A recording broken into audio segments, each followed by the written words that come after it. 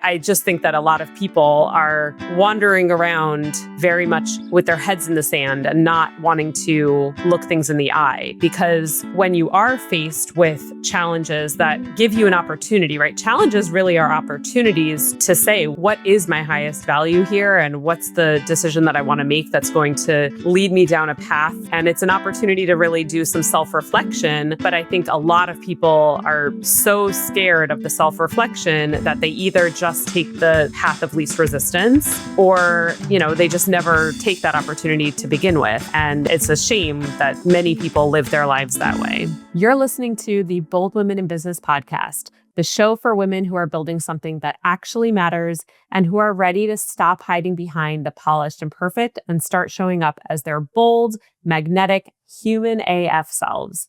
I'm Rachel Honeyman, your guide to finding your true magic and putting it front and center in your brand. I'm so glad you're here. Let's dive in.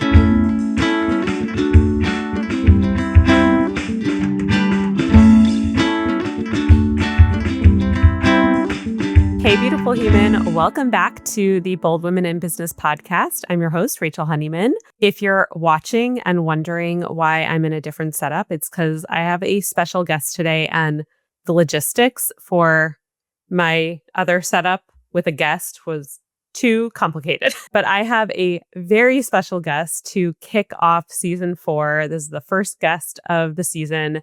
And I brought the most important person in my life, my husband, Tzvi Doron.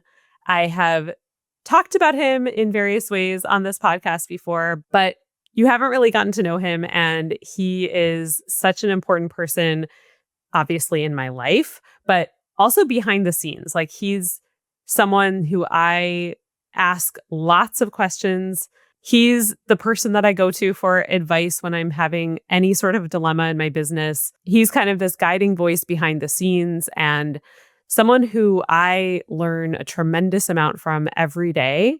And so I wanted to bring him on because in this episode, I want to talk about what it actually means to build a values-driven business and to live a values-driven life. The reason I brought Tzvi in particular is because he is the number one person I know who embodies living a values-driven life, like full stop.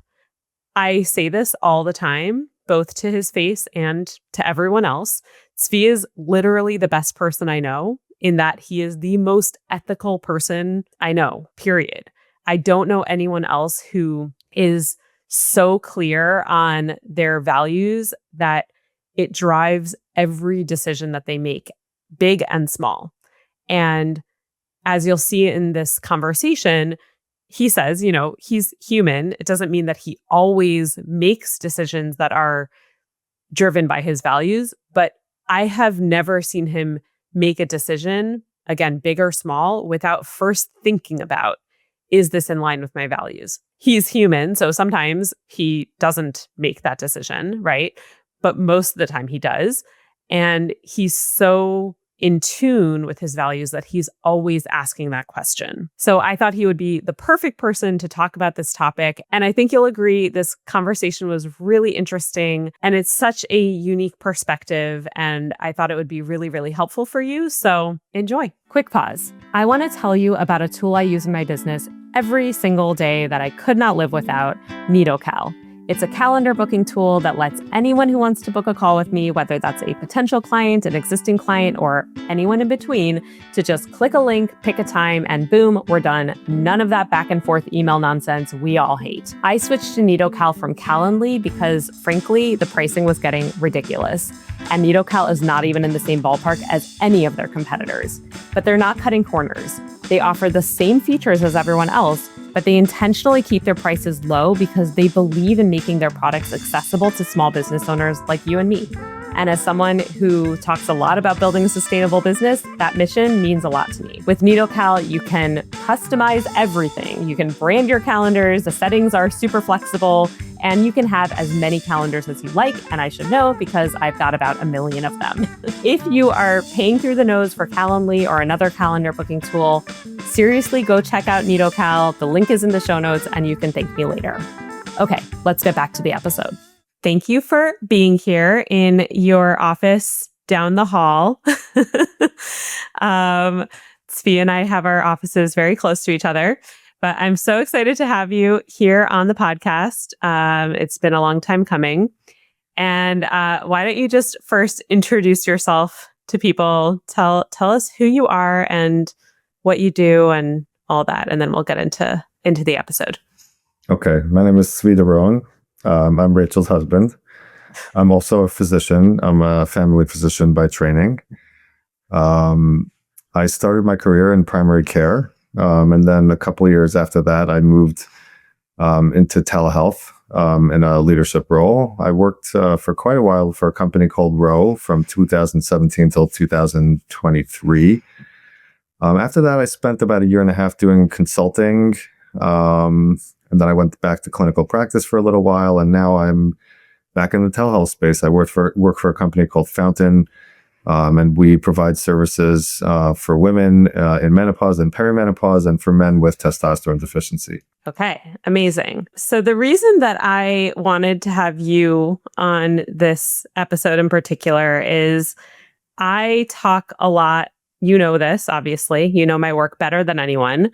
But I talk a lot about the importance of building a business that is values aligned. And the women that I work with are very mission driven. They are trying to do work that has a positive impact in this world. And I help them kind of bring that to life. But I think that there's often a misconception around what it even means to live by your values. And you are far and away the most values-driven person I know. So I thought you'd be perfect to talk about this. So what do you think most people get wrong about this idea of living by their values? And living by is in all aspects of life. Obviously, we're talking about business, but business is just a microcosm of our lives. It's one piece of our lives. So what do you think most people get wrong about this idea of living by their values? Yeah, there's a lot here. I think the very first thing is to know what your values are. You have to have those clear in your mind, like crystal clear, and also to not only know what your values are, but to know the hierarchy of your values. You need to know what your highest value is, because life is complicated, and there's going to be times when your values conflict with each other. This is not a question of if, but when. So in those cases, you need to know what the highest value is. So for example, if your highest value is to live with integrity, that means tell the truth, but you also have a value, let's say, for instance, to not hurt other people's feelings, right? Those are going to be in conflict with each other at times. And you have to know how to put them against each other. By the way, even the hierarchy is not always 100% clear. For example, there's a difference between telling a person a sort of, mini lie or half truth that is basically inconsequential versus telling a lie that actually has substance and that matters, right? So, telling the truth usually means that at times you're going to hurt somebody's feelings. That might even still be for their good. For instance, a person is going down some path that is clearly a bad idea. Telling them that their choice is, probably harmful to them is going to hurt their feelings. But is that necessarily a bad thing? I can't tell you exactly because we're not talking about a specific case. But you can see how these can come in conflict with each other. Of course, when it comes to telling the truth, the first person you need to tell the truth to is yourself. And that also often hurts, right? You have to look at your choices and different things that you're doing and decide, like, is this really a good idea? Has it been successful? Does it have, legs to it, or whatever the case may be? So clarity is one of the most important things. In living by your values. You need to be clear about what your values are. You need to understand how they rank against each other, at least generally. And then you need to have the courage to actually move forward. Sometimes that means it's painful. Sometimes it means abandoning things that you're attached to. Sometimes it means, taking losses in certain ways, right? It may mean not being the most financially successful temporarily or even permanently, depending on, the specifics. Hopefully that is clear. Yeah. So how does one build that clarity? And I think that another question that's related to that is, you are someone who, I always say, like, you're the most values-driven person I know. Did you always have clarity on your values, or was that something that came with time? Yeah, that's a good question. I did not always have clarity, but I always had clarity that I wanted to live this way. That part was not a struggle for me. I was always ready to endure some pain in order to live what I considered a good life. I just didn't always know what that good life was. That takes time. It takes maturity. It takes experience. It takes basically making some mistakes as well, because sometimes the only way to know, what feels like you didn't do the right thing is to unfortunately not do it and look back and say, like, wow, that was not the right thing to do. So some people will have an added challenge that they will need to, take some journey to even get to wanting to live that way. Some people will never want to live that way. If you don't want to, then, that's pretty much the end of the conversation. But yeah, for me, I did not always know what the values were. I did not always know how to do it, but I always knew that I wanted to do it. Mm-hmm. And when people come to you, because I know people come to you often to talk through challenging ethical dilemmas, right? How do you guide them on living or making decisions in accordance with their values? What's your advice for people, or kind of what's the framework that you work off of? The framework that I work off of is that I never tell people what to do, basically. So I ask them questions. Usually with very pinpointed questions, you can get underneath the surface dilemmas. The dilemmas that people usually have are not the real thing that they're dealing with. It's not the real challenge. So people may have a dilemma about what to do in a given situation. And the only reason that they're struggling to understand what to do is because they haven't really clarified what is underneath those decisions. It probably would help to have some examples.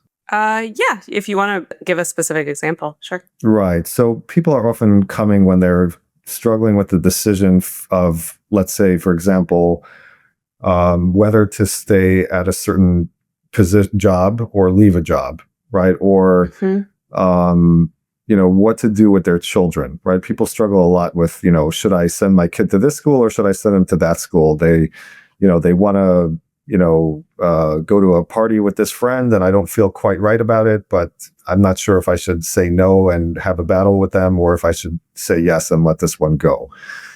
And first of all, when people ask me these questions, I usually don't know the answer, right? It's like, well, I don't know what you should do. Like, I can't tell you what to do.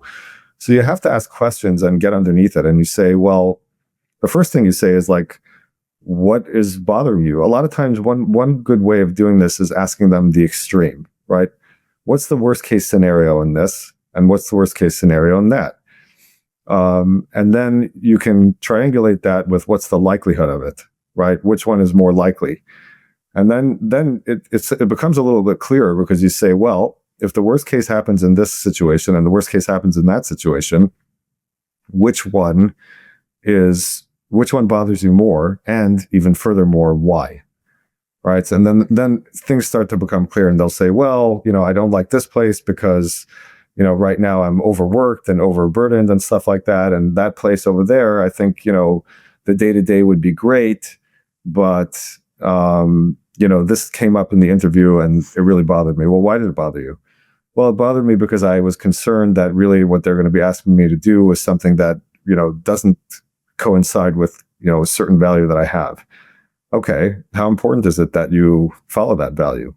Well, that's like very important to me. Well, now we're starting to answer the question without, I don't have to tell you what to do. You already know what to do, right? Um, and usually people, for some reason, have a little bit of difficult time getting underneath it, right? They're looking at the decision level when the decision level is usually following other things. You need to get underneath all of it to understand what to do. Mm-hmm. Mm-hmm.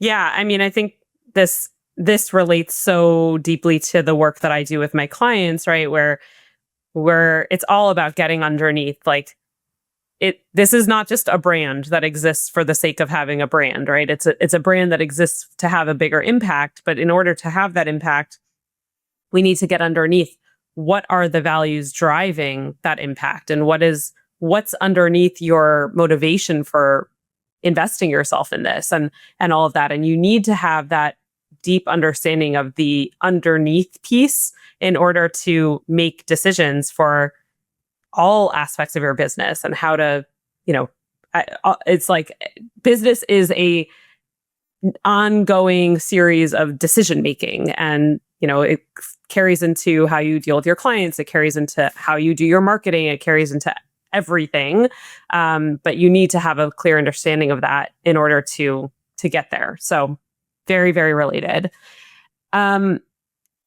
Talk to us about, and I know there are several examples, and you actually just published a blog post about this, but talk to us about a time that you turned something down or made a decision that other people thought was crazy, but you did it because it was deeply driven by your values. So we can do values, or we can do just knowing that I needed to do something different than what other people thought was the thing to do. Which one do you want me to do? Whichever one feels more. Yeah. I mean, I wrote in the blog post about, walking away from that job that I had, which was a great job. I was well respected and well paid. And by all intents and purposes, the company was still on the way up. And probably, that was the case. It was still on the way up. But I just knew that my time there was done. You know what I mean? There's a certain point when there's nothing left for you to do there. Like it depends what you're doing at a job. Here's we're getting underneath it, right? What are you doing at a job?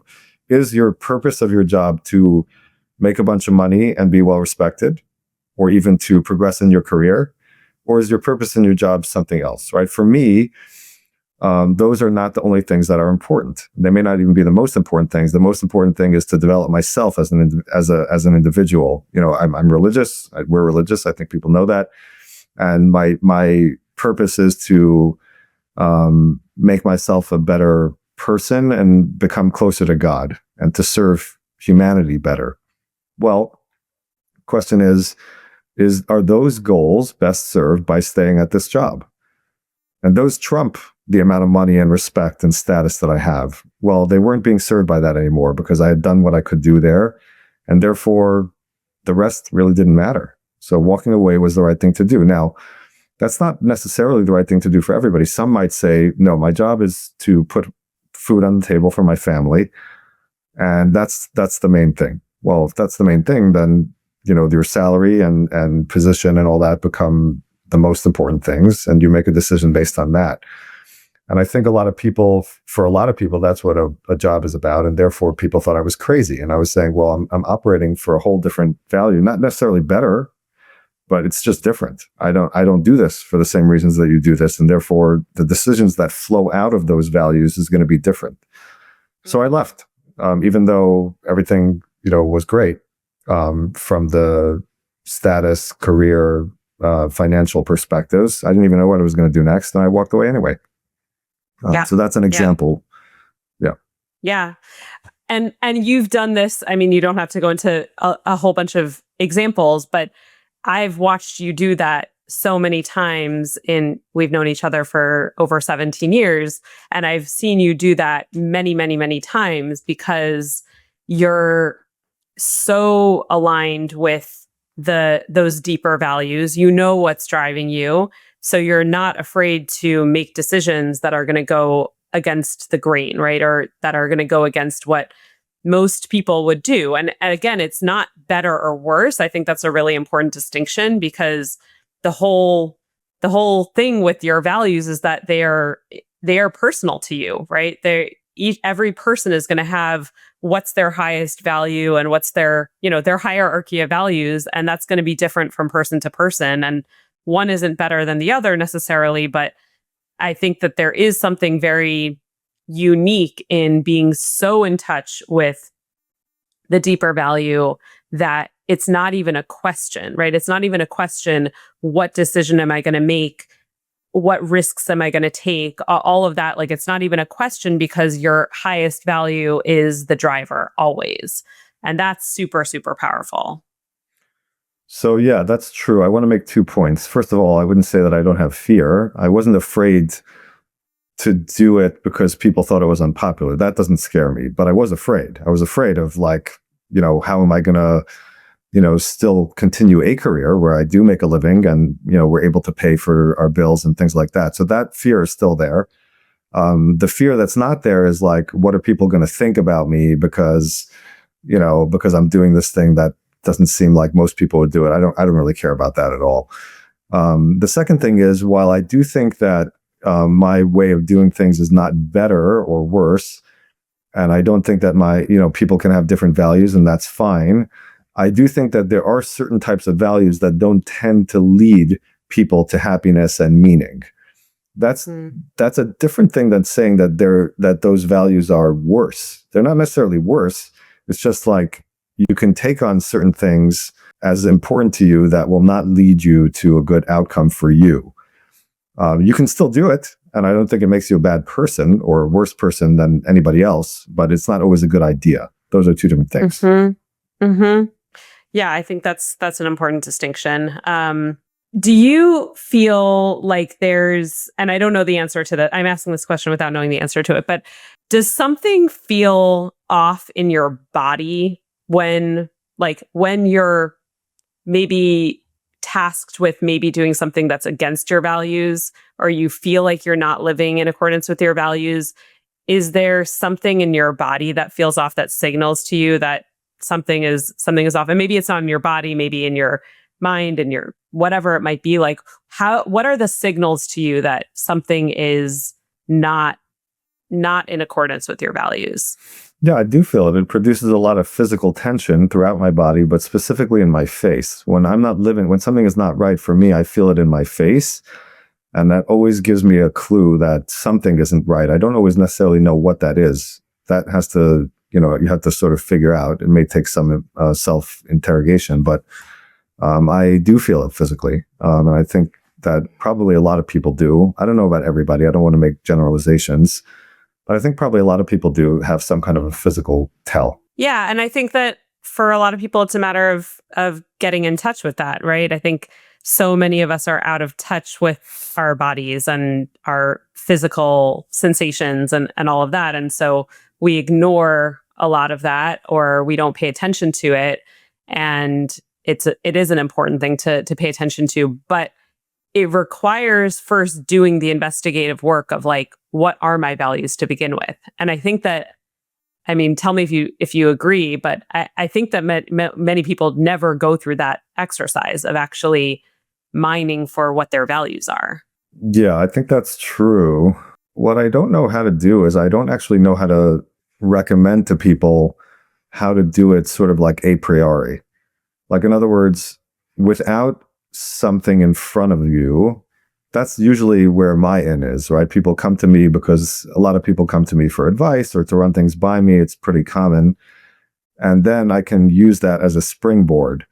But from just starting from a blank slate, I don't really know how to do it. First of all, nobody's really starting from a blank slate unless you were literally just born.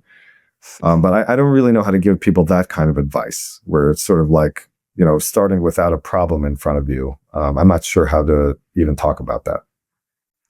Yeah, well, I think that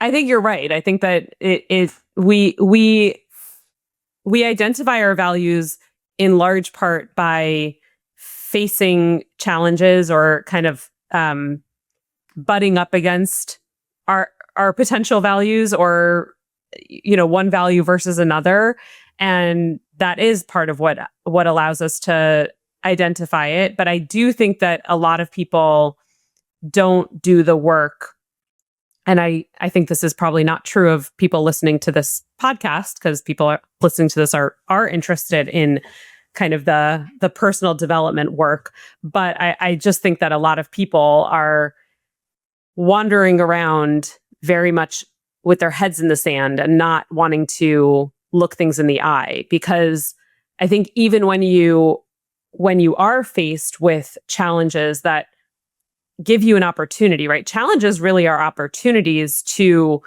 say what is my highest value here, and what's the decision that I want to make that's going to lead me down a path. And it's an opportunity to really do some self-reflection.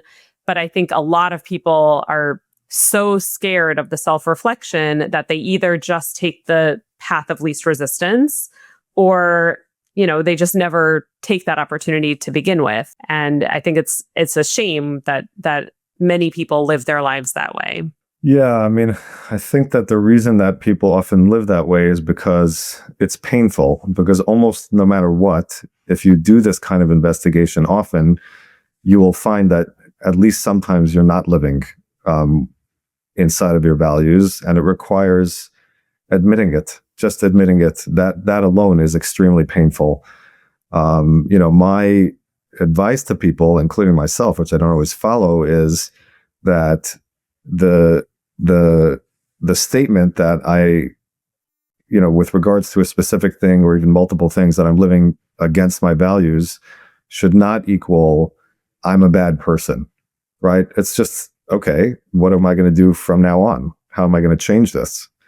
But for whatever reason, it often evokes that feeling of like, well, I believe in X, but I'm doing something against X, so I must be a terrible person.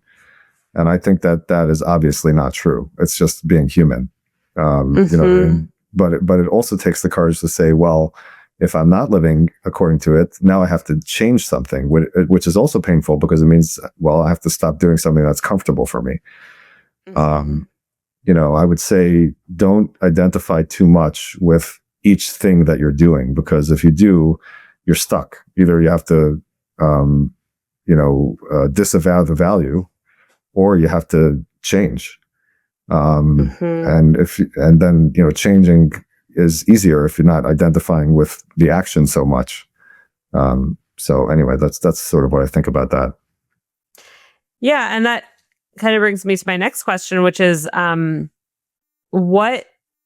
what is the difference in your experience and your view between someone who talks about their values and someone who actually lives them? Like, how do you know if someone is really living by their values? Or, I think a lot of people do talk about their values, but don't necessarily live them.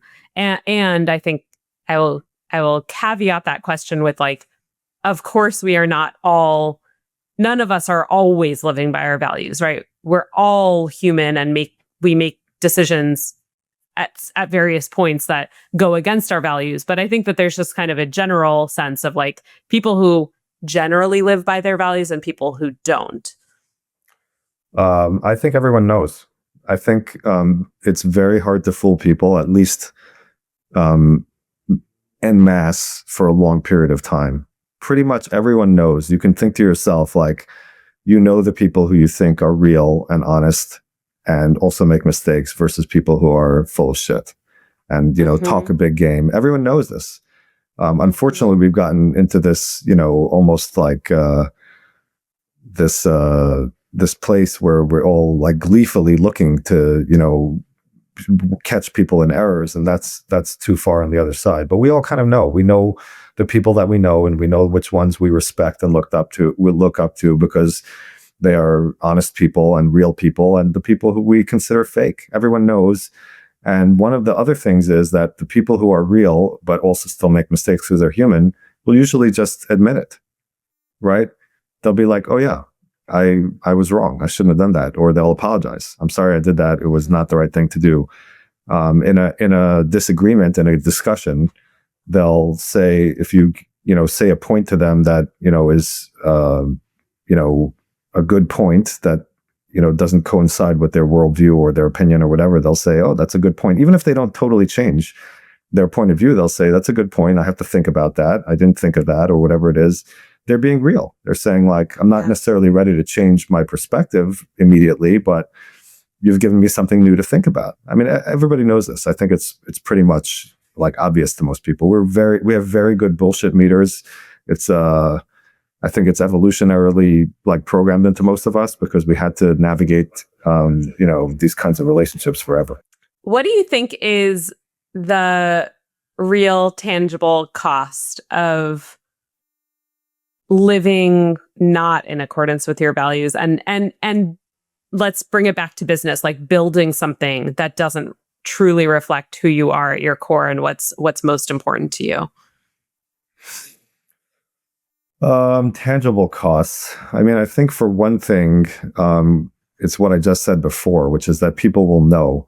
Not necessarily will everybody know, but people will know, and it will cost you, it'll cost you in terms of reputation, potentially in terms of actual bottom dollar. If happens again and again, people talk about other people. That's just a fact of life. Gossip is part of life. The word has a bad connotation, but everybody engages in gossip. I don't know anybody who doesn't engage in gossip. And sometimes it's not even meant in a bad way. It's just because, like I had a business dealing with a certain person and it didn't go well because they just didn't deliver, or they told me things and didn't follow through, or they just totally lied to me. I don't even necessarily think that that's bad gossip. It's sort of like, don't work with this person because you're going to get hurt. That's one thing. I think on a personal level, I think it's not good for people. It's a little bit intangible what I'm saying now. It's just like not good for your soul. I think a lot of times that plays out in the sense that people feel it. They do feel like something is not right in their life. They don't always know what it is. I think it costs people in terms of close relationships oftentimes, with friends and family. There's all kinds of costs. Mm-hmm. Yeah. Final question. What would you say is your highest value? I think it's a good question. You want me to pick just one? Well, you said there's one highest value. Yeah. You can talk through multiple if you want. So my general view, this is a very like sort of spiritual view, is that there is absolute truth in the world. I'm not talking about a religion now. I'm talking about something almost meta-religious.